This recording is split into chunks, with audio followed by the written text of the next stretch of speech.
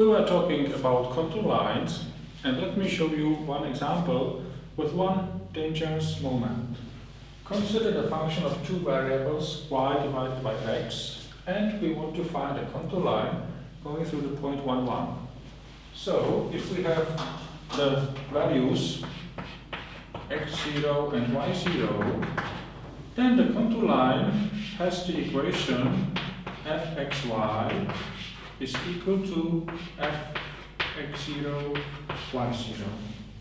Here x0, y0 are two constants, so the right hand side is just one value, and on the left we have x and y, two variables. So this is indeed an equation of a curve of a set in xy plane. Now for the function y divided by x, this x 1 by 1 is 1. So the equation is y is equal to x. It looks like the contour line is the entire line. However, it is not, because the function contains a fraction and we want the denominator to be different from 0.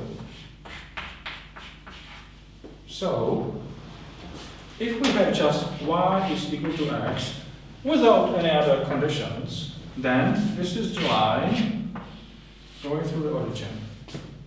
But now, if we have this condition, x is different from 0, then we must exclude, we must delete the point where x is 0.